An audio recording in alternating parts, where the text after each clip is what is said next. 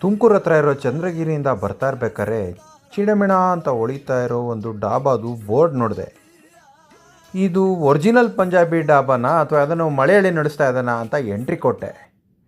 Entry ಕೊಟ್ಟ ತಕ್ಷಣ ನೋಡ್ತೀನಿ ಸರ್ದಾರ್ಜಿ ಕೂತೋನೆ. ಸ್ವಲ್ಪ ಕನ್ಫರ್ಮ್ ಆಯಿತು ಒರಿಜಿನಲ್ ಪಂಜಾಬಿ ಡಾಬಾ ಅಂತ.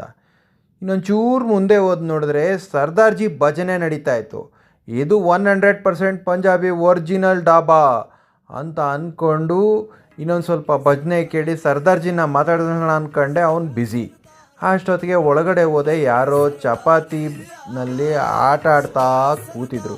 ಲೇ, ಹಂಗೆಲ್ಲ ಚಪಾತಿನಲ್ಲಿ ಊಟದಲ್ಲಿ ಆಟ ಆಡಬಾರ್ದು ಕಣಪ್ಪ ಅಂತ ಅವನಿಗೆ ಹೇಳ್ತಾ ಕೂತಿದ್ದೆ. ಅಷ್ಟೊತ್ತಿಗೆ ಅವನು, ಸಾರ್ ನಾನು ಆಟ ಆಡ್ತಾ ಇಲ್ಲ, ಅಡುಗೆ ಮಾಡ್ತಾಯಿದ್ದೀನಿ ಅಂತ ಐಟಮ್ ತೋರಿಸ್ತಾ. ಪರವಾಗಿಲ್ಲ ಕಣ್ಲ, ಅಷ್ಟೊಂದು ಐಟಮು, ನಂದು ಯಾವುದು ಅಂದೆ. ನಿಮ್ಮದು ಇನ್ನೂ ರೆಡಿ ಆಗುತ್ತೆ ತಾಳಿ ಅಂದ. ಸರಿ, ಇನ್ನೂ ಟೈಮ್ ಇದೆಯಲ್ಲ ಅಂತ ತಂದೂರಿ ಅವನ ಹತ್ರ ಹೋದೆ. ನನ್ನ ಮಗ ಕ್ಯಾಮ್ರಾ ನೋಡಿದ ತಕ್ಷಣ ಸ್ವಲ್ಪ ಜಾಸ್ತಿ ಖುಷಿಯಲ್ಲಿ ತಬಲಾ ಬಾರಿಸಿ ತಂದೂರಿ ಒಳಗೆ ರೊಟ್ಟಿ ಹಾಕಿ ನನಗೆ ತೋರ್ಸೋಕ್ಕೆ ಮತ್ತು ಎಕ್ಸ್ಪ್ಲೈನ್ ಮಾಡೋಕ್ಕೆ ಶುರು ಮಾಡ್ದ. ಥ್ಯಾಂಕ್ಸ್ ಕಣಪ್ಪ, ನೀನು ಹೇಳಿರಲಿಲ್ಲ ಅಂದರೆ ನಂಗೆ ತಂದೂರಿ ಹೆಂಗೆ ವರ್ಕ್ ಆಗುತ್ತೆ ಅಂತ ಗೊತ್ತೇ ಆಗ್ತಿರ್ಲಿಲ್ಲ ಅಂದ್ಬಿಟ್ಟು ಅವನಿಗೆ ಖುಷಿಯಾಗಿ ಥ್ಯಾಂಕ್ಸ್ ಹೇಳಿದೆ. ಸುತ್ತಮುತ್ತ ಇನ್ನೊಂದ್ಸಲಿ ನೋಡಿದೆ, ಒಂದಷ್ಟು ಜನ UP ಅವ್ರು ಕೂತಿದ್ರು.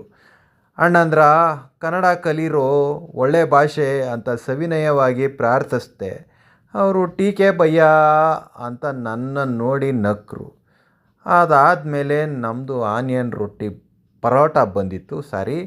ಅದನ್ನು ಚೆನ್ನಾಗಿ ತಿಂದೆ. ಸಖತ್ತಾಗಿ ಮಾಡಿದರು.